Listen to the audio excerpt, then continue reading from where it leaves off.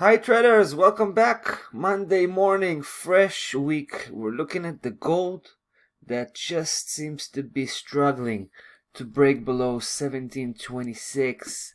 We know that's the main point of reference here. We've been here about a week ago. We talked about that, the fact that price just took all the previous highs, the local ones as well as the major one, right? With that upside move, and it cleared out every possible resistance area aside from the last one, of course, which was that's a huge resistance area. We got 1762 belongs to the blue system, and 1766 belongs to the purple system, both very close to one another. Pose a lot of resistance at that area. We've seen price coming up, touching base slightly, starting to turn around, but basically it's trapped right now. As you can see, it's trapped between these two key levels from above and 1726 from below. I just want to show you how things have ended up last Thursday. On the close, it's quite amazing. Check this out. Price already penetrated. For some part of the day, it was trading below 76.26, and then it began to pull back up. And you can see the close, 1726.84. So just half a dollar, right? 50 cents. It's been able to close, back above that area, suggesting that this is a strong support level, even though it's a local support level. It doesn't mean that price will not be successful eventually. It just means that there is some support here and there is some risk that price will turn back up.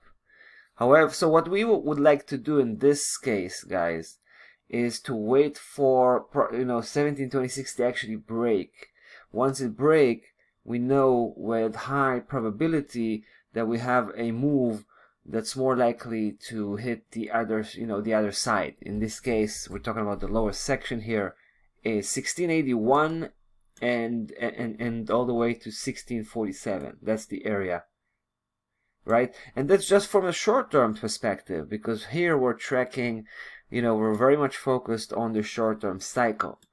Later on, we feel that price could easily continue to push downwards and break that area, that last time of resort, and have a full-fledged downside reversal in this case, right? Because that would mean that price, at this point, it looks like it's just topping out, right? Imagine price just topping out, starting to preparing itself for a downside reversal. So we have a bit of a sideways movement, and the last part, of course, is the reversal itself, which is why we're going to keep our eyes closely here on that area, right?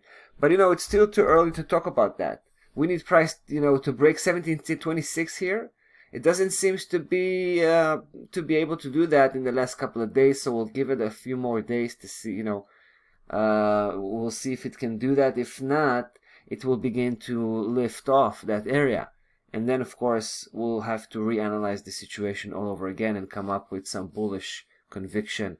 Right now, it's definitely a bearish conviction for the gold. We have this conviction for quite some time now. It's still in an attractive area, supporting this conviction, so we'll definitely be back next week to follow up on the situation. That's about that for the gold. We'll be back with the next video. Take care.